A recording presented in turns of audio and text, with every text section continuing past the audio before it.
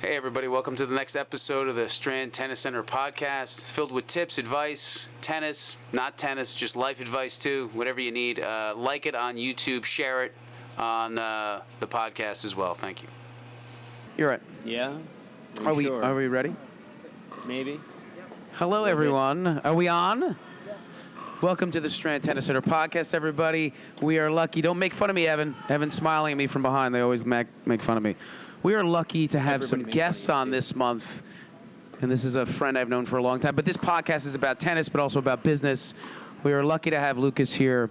Lucas Kovalcik, he is the owner and founder of the Gravity Vault in New Jersey. But I'm going to let him introduce himself and get a little 360 of who he is, when he started this whole thing, and how handsome he is as well, which is... And when I had the pleasure of meeting the one and only Chief Capo.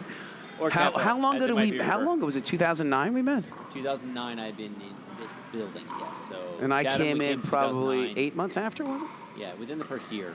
So within the first year. You came and took that one single court wedged in between a flower shop and a rock climbing gym, and it was magical. It was magical. That was the great story I always said, because nuns would come up at Pink Flowers, and guys in the back were cursing like, "Motherfucker, piece of shit," and the nuns were like, "This is very, very uncomfortable for me." They're picking up like roses and flowers for funerals and stuff. And such, yeah. We got guys in the back cursing. It was a really large conveyor belts worth of. It was a really strange situation. Cycling through the place, as when I first came in here. But this was my second gym, so I opened in 2005 in Upper Saddle River. Yeah. So going back in time, 17 years ago. How the time flies. We'll get into timelines. Do you have any funny stories like that, work-wise? Like, is there anything that comes off the top of your head where somebody's just like some weird like? Oh, from the beginning of time. The first landlord, as an example, when I went in to rent a space, the landlord asked me, I think it's a great idea, but can you tell me exactly how you're going to get the rocks from outside to inside the building? So asking how I was going to get the rocks inside was great. Having a banker take me to lunch and sit me down in a very serious fashion, almost as if he was trying to educate me and or do me a favor, said, I really like you as a person, and I just have to tell you that there's no way we can let you borrow the money because it's just it's not sustainable. This isn't going to work out. We as the bank, and I won't name the bank, think it's really more of a fad, maybe what this climbing thing is. Over the course of time, I started out as a carny. So the first gym I opened in the state of New Jersey had me register for a ride license, a ride operator license, because no governing body existed in the United States to oversee climbing as a sport. What is a ride operating like? What is that, like circus? Think about like when the only people operating climbing walls were people that were basically going from town to town with a like carnivals. portable walls, carnival-like. So you had to have inspections, you had to have a ride operator, you had to have a license, that they did a background check on you, that you weren't a criminal, and that you were basically operating. They considered it a ride. It wasn't a sport. It wasn't a gym. We were a climbing, amusement is basically what we got categorized by the Department of Community Affairs in the state of New Jersey. So it took almost a year, first year and a half, until they started entering into some other climbing facilities. Our town effectively blew the whistle on us to the Department of Community Affairs, because they're like, we don't know what you're building here, and we don't want to be responsible for it falling down and killing people, so we need to go to somebody. We have to check this, so we had to provide the engineering then to the Department of Community Affairs. Long story short, fast forward, I went through a lot of iterations with the Department of Community Affairs to come out from underneath them. That is really like, listen, we have a tennis business, right? Tennis has been around for hundreds of years, right? So when you decide to open up a rock climbing gym, was there any indoor gym ever in New Jersey at all? There was, but there was very far and few in between. They were usually add-ons. Like the first one in New Jersey was an add-on to a gymnastics studio, because gymnasts found it for strength training to be something, fun, cool. Or like Lifetime with a wall or something? Correct. So having a small ancillary part of it. But I was on the West Coast at the time, so I was going to business school at UCLA. I was basically living in Los Angeles, and out there was a number of gyms. There was a small one called Recreation in Santa Monica that I'd gone to, and then UCLA was one of the first schools to actually have a climbing wall on campus as part of the rec center. So that's where I started climbing, took some lessons. Seems like that happens there. a lot. Like with Chenard, remember when Jan Chenard was, more than I do, saw all the great colors people were wearing in Europe and brought it to the States, right? And then like, who Who's this? Who was the founder of Chipotle? Who was the founder of Chipotle? I forget his name. But he was in San Francisco, and he was like, all these great Mexican restaurants are incredible. I want to open one, but I can't compete with these people, so I'm going to go back to Denver and open up a Mexican restaurant. It was like unbelievable, right? You kind of transfer something that is hip in one area and bring it to some place where it's not, which I guess is very similar. Yeah, I mean, climbing in 2005, there was maybe 100, less than 100 even indoor climbing facilities across the entire country. Now, fast forward, it's been in the 2020 Olympics, which took place in 2021. It's been accepted into 2024 in Paris and 2028 Summer Olympics in Los Angeles in the U.S. It's amazing. So, I mean, it takes balls, Lucas, though. How do you know? I mean, you don't know. Nothing's 100% certain. Rock climbing is like that. Is it a circus that no one knows? How are you...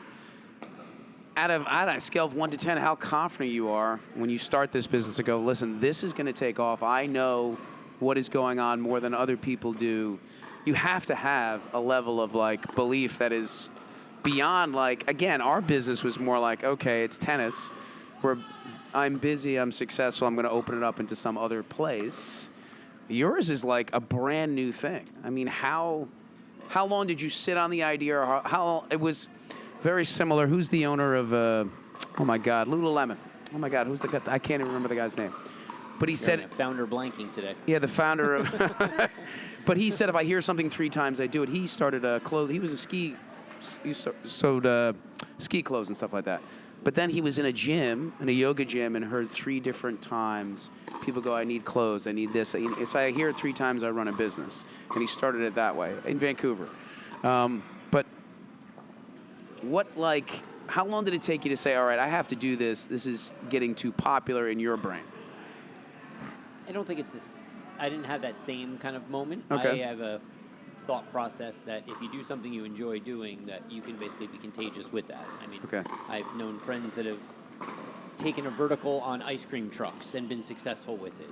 People that have basically taken concepts that are even age-old that people are doing, or even like yourself with tennis. Like you have, what makes you different? What makes you special? Why come to this club versus go to another club? But if you have somebody who's running it in a better way, who's basically operating it in a little bit, differently than others. I was walking into climbing gyms, I can say, high level or holistically, climbing gyms initially came about as places for climbers to climb during the off-season. Yeah. To climb when it gets dark at 4:30 or 5 o'clock and they're after work, they want to get a quick workout in. Climbing gyms would even close certain times of year when outdoor climbers were climbing outside because there wasn't enough business to be had. I kind of more so thought of it from a hospitality perspective. I went to school for hotel administration and hospitality management, kind of taking that aspect, having worked for companies like Disney and Hilton and the Waldorf Astoria, and thought customer service makes the difference of anything. How you're introduced to something. You get introduced to climbing by walking into a climbing gym and some super strong climber who maybe isn't the greatest, even as a hiring philosophy, and I'll come back, but I say as a hiring philosophy, I always look for good-natured people that basically can learn enough about climbing to work for us is easier and more appropriate than taking a great climber and trying to make him a good person. I totally agree. I mean, I can teach anybody. All the learning is commoditized. You can go on YouTube and learn how to hit a forehand, and then that person can read about it and learn. But if they're a shitty person, it doesn't matter. You're right. Yeah, it's how you relate to people. Yeah. So I saw the piece maybe missing in the market was a customer service aspect to climbing. I climbed and I thought it was phenomenal, and I was introduced by somebody who was super nice, who basically taught it in a good way, and I felt like, wow, if you can really kind of scale this and really, there was nothing in Bergen County, New Jersey, where we opened our first facility. There's 900,000 people. It's by all means a great demographic. It's a suburb of New York City. There's a lot of people, a lot of athletic people, health-minded people, and on the West Coast there were climbing gyms in existence, and in Bergen County, New Jersey, there was none. So I was from that area, maybe for a little bit of safety. I knew the area really well, right? I knew the demos, and I thought that, run some numbers. Like, this could be something really fun and interesting and exciting to share. Did I know it would be what it would be? Today, no. But you go in head first, and you basically, taking the customer service aspect to it, being a place that's not only for beginners, but also for experienced climbers and kind of fill that full spectrum is the way that I looked at it. So I didn't hear it 3 times that, this was a great idea. I didn't have somebody else tell me. Yeah. I kind of ran through the business plan. I was in business school. I was doing a lot of martial arts. I was doing a lot of yoga. I was very involved in fitness. My mother's a nutritionist, and health-minded person growing up, taking vitamins, eating healthy, exercising was always part of my DNA. So I was looking for something within that kind of, overall business genre, if you will. And when I found climbing, I thought, this could be it. So do you have I guess we'll go through goals. We'll go with this conversation, go 1,000 different ways. Customer service, we can talk all day about stories about that. But then do you set goals now? So you started this thing, did you always want a franchise? I mean, how many franchise locations do you have now? Open operating with 8. 8. Did you say, all right, did you have that kind of strategic plan to say, I want a franchise, or did it just grow and say, hey, I think this is the best avenue? Like, how is your structure plan? I've been reading this book, The 12-Week Year, about setting goals, 90-day goals. How do you do it that way, or does it just kind of happen? You go, wow, this is getting popular. I think we should do this, or do you have some sort of a long-term plan starting this business out and say, all right, we're going to franchise, we're going to have some corporate locations, or does it just kind of happen organically? I definitely didn't have the whole plan laid out from the beginning, by all means. A lot of it unveils itself as you're going along. I had the aspiration and thought that it wouldn't be just a one single location, operation if it was successful. Didn't know what the timeline of that would necessarily be. Opened the first location, and it took 4 years to get the second location open and operating. Yeah. After that, I was pursuing a third location. Had always known about franchising just being from the hospitality arena. Restaurants, hotels, the 2 most popular genres of utilizing franchising as a growth mechanism or as a growth model, as well as fitness. So I thought about it and said, you know what, do it once, that's great. Can I do it a second time, and will it be successful? Great. Let's open a third one, and then from there have a foundation to then potentially offer this opportunity to people. We wanted something in an urban area, so we had 2 suburban locations, our first 2. So we pursued the third location to be in an urban area, and we had a lease on a space in Hoboken, New Jersey, and we lost it due to a hurricane coming in and basically flooding out the entire city. Foundation came up, cracked, there was nothing. Had an individual who was a climber with us who had moved out of state to Indiana and moved back to the state of New Jersey, but moved to the Jersey Shore area, who known that we had thought about franchising. His daughter was on our climbing team. He was driving about an hour, hour and a half each direction twice a week to basically climb with us. It's like, there's nothing in the Jersey Shore area. I know you've thought about franchising. Let me be your first franchisee. We thought about doing it ourselves. We went down there and thought about doing it ourselves as a third location and said, hey, this is another great market. They are capital-intensive businesses, so there is a lot of capital required to start one. And the daily management of it, still with only 2 locations, you're still, every day you're on top of, who the manager is, who's opening the doors, is there snow outside, did somebody call in sick, what's the temperature inside, HVAC issues, all the daily operational issues. We thought it was a great opportunity to try with this individual who knew our business, had been climbing with us for years, was living in a geographic that was only an hour and a half away, so we could drive to him and to their location to help support them, and that wound up being the precipice of then rolling out now to New York, New Jersey, Pennsylvania, California. And this was Sam, right? And this was Sam. Yeah. I mean, and he owns 3 locations now. So that was our first franchisee and our first franchise location, and he now owns and has 3 franchise operations. So it's just kind of a feel, an instinct. You have 2, and you're like, well, we can't probably do this ourselves. We need to. So you just kind of, it's your gut instinct, right, to decide to say. And you keep moving the line forward. You know what I mean? Like, first it was, let's get a first location open. Then the goal was, can we do this again? We've done it once. Can we do it again? Yeah. We set that short-term goal. Okay, let's do it a third time. Then we had a pivot. We realized that we couldn't do it the third time. We lost that site. We knew it took a long time to find a site. We had this individual with a building that was interested in basically doing it. So we pivoted and started franchising.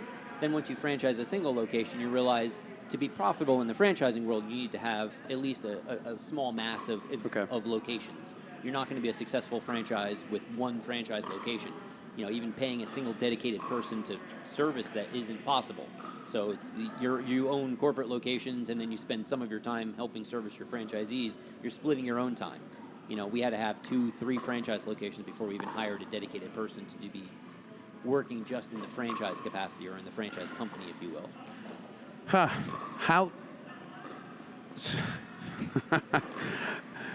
How many corporate locations do you think? I mean, this is still instinct. Do you feel like is it still instinct? You say, oh, maybe I want one more, two more. I mean, well, well, maybe circle back. My first question was, my original one is, how many hit and misses do you have?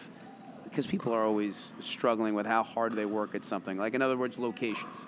Do you just keep going? You don't even think about it? You just say, maybe this location's not working out, I can't find something? Or do you just, like, how many of those? Oh, it's always, because it's even equated to tennis, where kids lose a match, they lose another match, like, do I quit? Do I do this? Like, how many deals fall through? How many things slip through that you, like, on average, out of 10?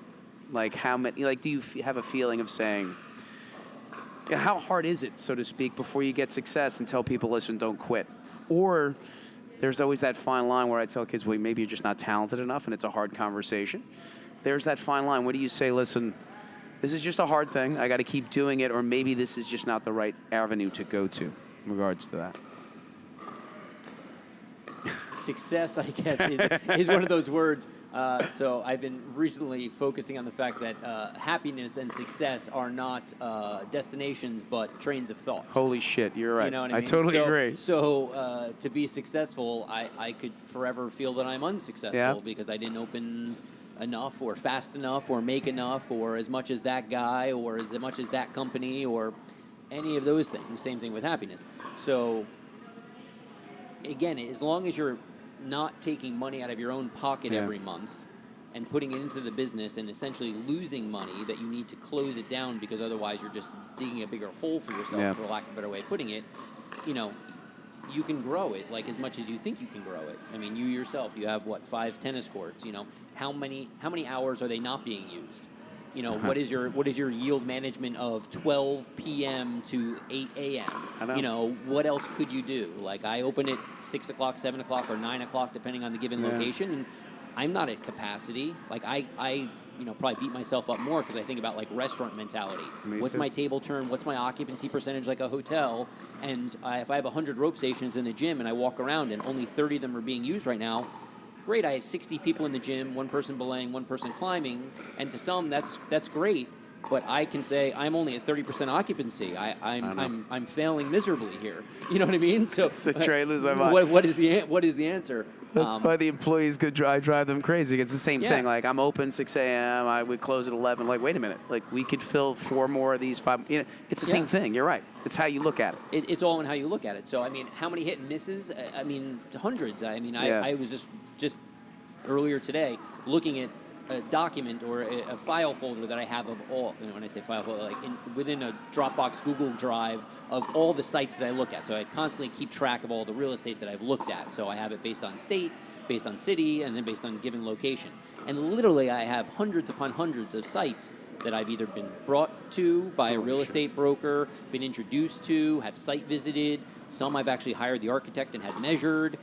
Sometimes the lease doesn't work out. Just this week, Monday was, I had an offer in on a new site to basically open something, and the landlord came back and was just unreasonable in his ask and what he wanted and what he expected the space to garner as far as cost and fit up and what he was willing to contribute, and you just have to walk away. I think more so I've finally evolved to a point where I know what the business can sustain, I know what it can afford, I know what it needs to have to basically be successful, rather than trying to make things work off of, what they're offering you, if that makes sense. So I think even from a franchising perspective and my own ability to scale, I think that I can walk into a space now or look at the economics of a space, look at the demographics within a 10-mile radius of an area and say that this place will be able to be sustainable and could be successful. Could somebody come in that's a poor operator and still run it into the ground? Every day of the week. Can somebody come in and make it even more successful than I can? Probably every day of the week. But I'm no longer looking at a site that's 20% too small and being like, oh, well, I can probably make this work. Like, no, I have a little bit more hard lines. Like, I looked at some of the buildings that I once looked at. I'm like, why was I even entertaining that? But I had an architect in there. I had, letters of intent submitting over and over and over to this landlord. And maybe, thank God, maybe it it's a didn't great work thing. out. Blessing in disguise that it never even worked itself out. So that gives me 2 questions. Somebody starting a business, they always say you're going to lose money. I don't agree you should be losing money for too long. Like, how quickly do you make a decision for that person? So whether it be you start a business and it's losing money for the first, how quickly do you make a decision to pull something out? Like, do you make decisions fast, or do you say, hey, look, maybe we should give it this amount of time or window? Somebody's opening up a business for the first time. How soon should they be making money? I think I, like you, have a very different kind of mentality. I mean, the 90% of businesses, in my opinion and from my experience, comes down to the property, the real estate, and then the people and the payroll. Correct. Right? So those two P's are basically the two things that control the lion's share of your cost structure, whether that be 50, 60, 70, 80%, again, depending on what your cost of goods sold are. If you're inventorying vehicles as an example, then you have a high asset cost or an inventory cost. But tennis, rock climbing, maybe something in the fitness industry, it's really the property, the rent that you're paying, and the people that are involved. Those are the two big ones. And that's when it comes down to like sweat, the sweat equity of your working there, and maybe you're cutting back your own personal expenses to basically make that all work. But I don't think that you should be losing money ever. You know what I mean? I agree.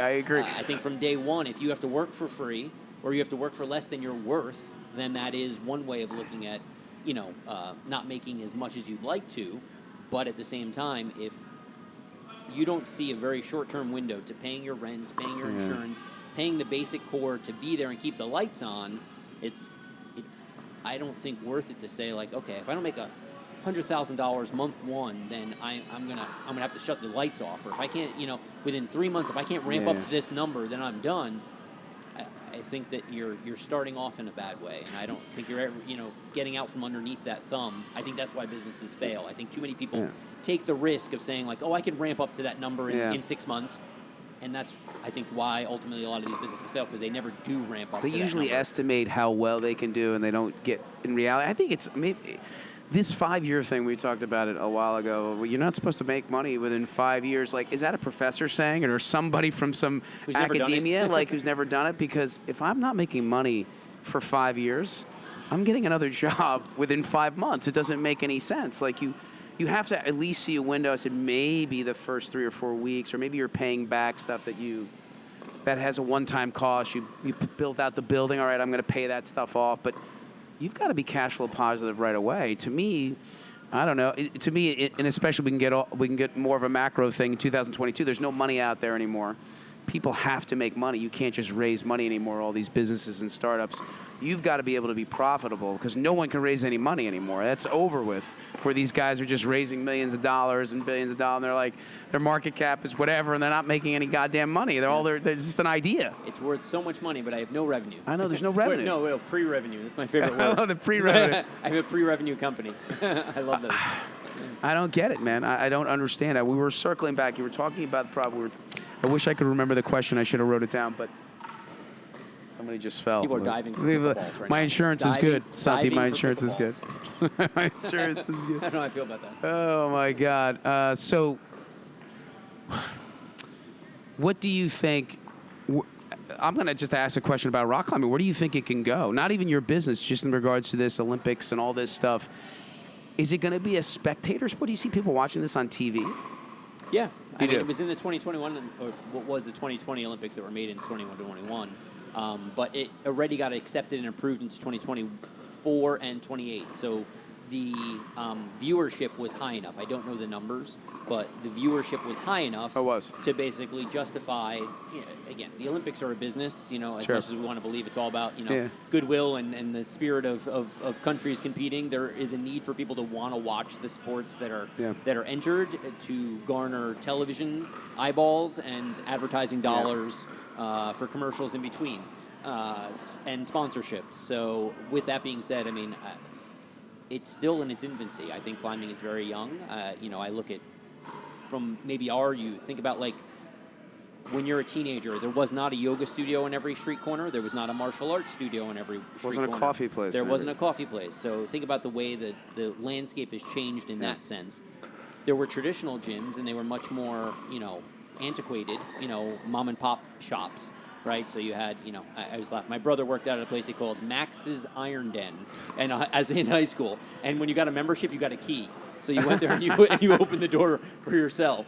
And it was decent size, Yeah. but it was old school, and it was all these independent places. Then you think about like the Gold's Gyms came along and started creating a quote-unquote chain. Yeah. Look around today, and you have the Planet Fitnesses, the Crunches. All those businesses are not that old, or if they are, they were not as big as they are and as household names as they are today. Yeah. So I believe that climbing has the ability to be that mainstream. I think that there's going to be some blend. If you look at the Lifetime Fitnesses or the Equinoxes, they're incorporating some small 5,000-6,000 square feet of climbing. I think alternative fitness like yoga and martial arts have taken off so much. Pilates, you think about all the different offshoots of fitness that have taken, really root. I think climbing is that, and it's still. There's so many places in the United States. If there's 560 total dedicated climbing gyms in the country today, that's only 10 per state. There's 330 million people. Right. You still have a lot of places Supply and with demand, population density that are driving 4 or 5 hours to the closest climbing gym. So there's still a lot of white space. So I think there'll be a consolidation at some point where there's still a lot of mom and pop, like that old school, traditional gym. Somebody's going to come along and buy up a lot of them, change the flags on a lot of them. I think a number of brands will grow, and then there will be differentiation in them. Like right now, everybody considers, there's a climbing gym there. They don't say what that gym is. But if you talk about Planet Fitness or Lifetime, you don't. I mean, do you put them in the same pocket? No. No. One's $10, one's $150 a month, or $200 a month. Yeah. They're totally different. They offer different services, Yeah. different look, feel. Everything about them is different. Sure. But at their core, they still have treadmills and elliptical machines and weights, but they're very different places. And I think that's what will happen. Differentiation will happen, consolidation will happen, and there'll be a couple thousand climbing gyms. Yeah. Do you think, with pickleball, they're starting pro leagues, right? Do you think rock climbing has that ability to have like a professional league, like 12 rock climbing teams that compete against each other? So pickleball's exploded, and Tom Brady bought a team, LeBron bought a team. They all think they're going to strike gold. I think the teams are only $1 million, and I think they're hoping that they're going to be NBA franchises, right? Do you see something like that? Would people there was a pickleball draft last May where they drafted these players. They're going to play in a team and blah, blah, blah. All that. I know, it's nice. It's so funny. I was unaware. That's awesome. I know. So does rock climbing have that ability? Do you think you could get the competitions that I watched are fantastically entertaining when I went over there. So to me, it's just as entertaining as watching pickleball, watching people climb, and it was so fascinating how they found the route, just anything. I think it's a possibility. Why wouldn't you have rock climbing teams and professional teams? Yeah, and I don't know. It probably takes somebody to put that together. I always equate climbing and with its advent and entrance into the Olympics similar to gymnastics. Yeah. So gymnastics, I'm thinking here because I'm not 100% certain. Are there teams? No, right? I mean, there's national competitions. It goes up through nationals. And that's where climbing is today. We have local competitions. Then there's what we call regional competitions, divisional competitions, which is multi-state, and then national competitions, which takes place annually. Okay. It's in many ways a young person's sport, like gymnastics. The Olympic athletes that are doing gymnastics are usually teenagers. The best climbers are late teens to early 20s. There's certainly always anomalies, and you're never going to find a 30-year-old gymnast out there. You might find a 30-plus-year-old climber out there because there is a certain amount of skill set that you get over time and strength that you can maintain.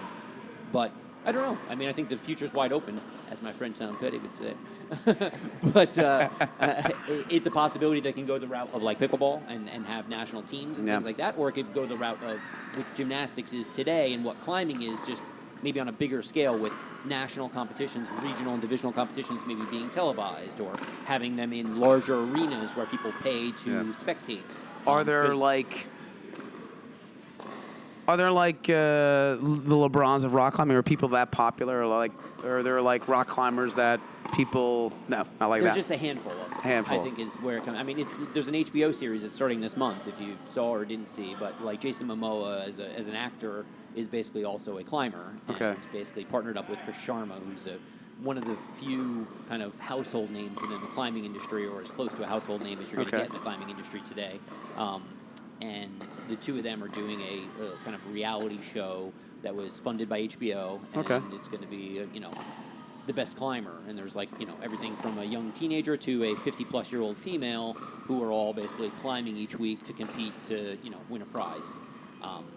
So I think, as it enters into the household that way, I think there'll be more and more names. But, today, there's a dozen names, but there's always new kids coming up because it is this young person sport. If I flipped it to you and say, who's the household name in gymnastics? What's her? I don't you know. say Mary It's Lou always, Retton-year-old. it's always a girl, right? It's always a girl that's more popular in gymnastics. Who is the? But I know. And it's sad that I equate climbing too much to that sport, but I think that's the way it lives today. Yeah. Okay. You don't know their names in the same way, but they're training every day. They're super strong human beings, pound for pound. I mean, climbers are strongest human beings, I believe, in any sport. But at the same time, there's very few that make it to kind of a household name. Oh, but I agree with you on the pickleball side. I tell people all the time, I think it's more of a participation sport than a spectator sport. Now, I could be so wrong and so stupid, but on our end, with pickleball becoming this crazy popular sport, the key with pickleball is it neutralizes and nullifies a great player's ability to beat somebody that's average. So you can go play somebody and have a good time and compete with a good athlete because they can't do as much. But, Sam Querrey, all these professional athletes are starting to play pickleball. They're just retiring from tennis, and they see an opportunity to play. But watching those great players play, it's not impressive because it's on a smaller court. They can't do physically what they can do on a tennis court. So it's not exciting to watch to me. So I don't know. Usually you watch a sport because you can't do something, and you go, wow, that person's incredible to watch. I don't see it that way. I see people playing that were not necessarily great athletes, and they couldn't play tennis. It's just the way it was, and this gives them an aptitude to play a racket sport right away. I mean, do you see a day when pickleball can fill Wimbledon and have people filling a stadium to watch people play? For 2 weeks, I just don't think so. I could be the stupidest person on earth. I don't see 30,000 people watching pickleball. I don't know. Santi, you want to jump in? Do you think you see 30,000 people watching pickleball? That's a lot. I would say, maybe 5,000 max, like a small stadium. I think we get a little crazy, like Peloton, all these new things that come in, all these, spinning and things. But tennis and these things, they've been around for, they're doesn't mean that they can't go away or have less, but it's very, it's tough. Like, they need to get, like, Serena and give her, like, $3 million to play 5 events just to make it popular. But I don't think she's going to take it seriously either. If you think about bowling, right, there's huge bowling tournaments in Vegas all the time. Hundreds and thousands of people watch it all the time, especially on ESPN, all these things. Yeah. I think it'll get to that level, but I don't know if people will be traveling the globe playing pickle in like Abu Dhabi, Wimbledon area, I don't know. There won't be I don't think there's going to be like an Australian Open. Listen, I could be way off. The NBA was a dying league in the 60s, whatever. And now their teams are worth billions of dollars. I don't know. I'm not confident enough to say, but my first instinct to say is it's not exciting to watch. Now, maybe I'm just coming from a tennis perspective. But I would say on social media, there's a lot of pickle that shows up on my phone, and there are, and in those videos too, there's a lot of people on the sidelines just watching these things, just chilling in the sun, just watching and cheering people on. It's but there's only a couple, 100 people, that I can fit did in the see that stands. Indian Wells tournament where Indian Wells, which hosts a Masters 1000 tournament in Palm Springs, tennis tournament. They built this big pickleball facility. They had a tournament there, and it was pretty packed. But Palm Springs is beautiful. It's a beautiful destination. People just love to go there too.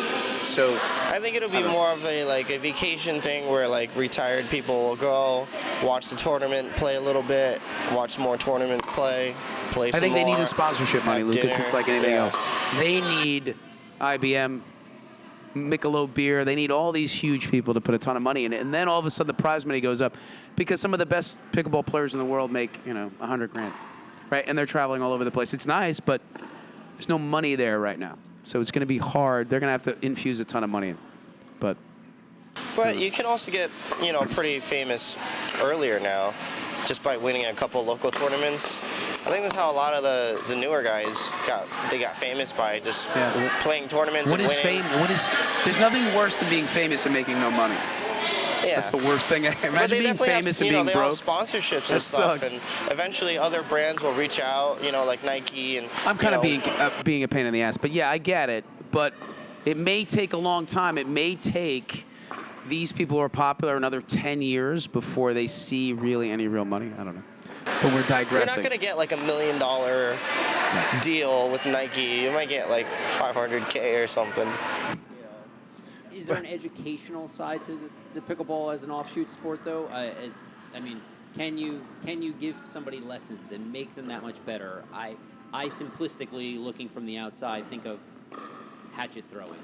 Throwing beanbags in holes, cornhole, right? Yeah. Those are now televised. They're on ESPN. You're right. Those two sports, there is not a collective group of teachers, of mentors.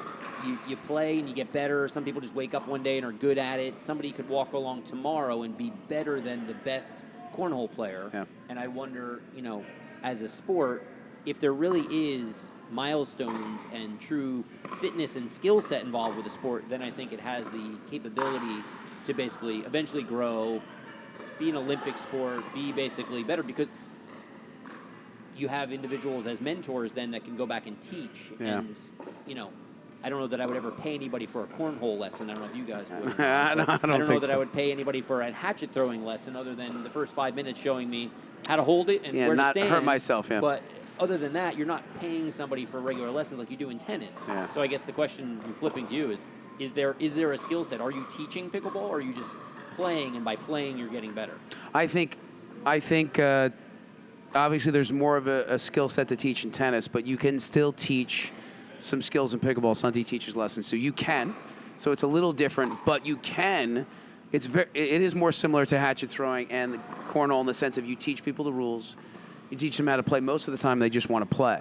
So right now 80 or 90% is just open play and they want to play. You teach them some lessons when they want to learn enough to get into those open plays and play. So that's really an aptitude just to play. They're not there until it gets into high schools and they're playing, and there's tournaments for kids. Then they'll want lessons to get better at playing that. But until then, until it gets into that school system, until it gets into, like, say, the USTA of pickleball where there's a 12 and under tournament and the kid needs to get better, that's not happening yet. Until that happens. There's a litmus, too, when people start offering money to college, and once colleges adopt it, and now there's an opportunity to get a scholarship, let's say, to a university. Well, that's why lacrosse to blew up. play Yeah. a particular sport. That's when everything changes. Yeah. And then once people see, scholarships, like how many fencing scholarships people want, because there's not many of them, and it's the same thing. So if it gets into like there was one intramural college team. Once that starts, those 12 tennis players are going to want to get pickleball scholarships. So you'll take the 12 tennis players that have scholarships. They'll take a few of those, and then there'll be some room for tennis too, and some room for pickle. So I don't know. But last question for you before we have to run off. You're a busy man. How's the process now with scaling and expanding? So how do you deal two ways? People, employees, and then scaling and saying, do you have a bunch of realtors that bring you stuff? Are you still looking, or are you just got people that just bring you stuff all the time? Hiring. Are you always hiring? You're always looking at people in regards to employees. How's the churn rate? So those two questions. As far as employees and hiring, from a line level perspective, I guess you could say we're always hiring. Like, we have a fairly, robust staff at all of our locations where there's, there's just natural turnover for just basic instructors, front desk staff, and things like that. Management and leadership, not as much of a turn. I think it's healthy to always have a little bit of turn going on to bring in fresh ideas. Sometimes people get stagnant in the fact that I have a large team, but a small number of full-time salaried employees that basically are, working full-time plus. So they can be a scenario where an assistant manager gets a role and they're there for a certain period of time, and there are not any management roles opening up or general manager roles opening up or something above to basically move up, quote unquote, a ladder of sorts. So there's attrition because of that. But overall, trying to make it a fun place to work. Overall, it's not, it's not working in an office. It's you're working in a climbing gym. try to hire properly, that you know it's an operations job. You're on your feet. You're dealing with people all the time, and all the things that go with that. How is in regards to benches now and staffing, and is it harder now? I mean, I was having trouble finding people because of this whole COVID thing. People didn't want to come back to work. People want to, no one seemed to want to come back to work. It seems like maybe this recession is coming and people are going to need jobs.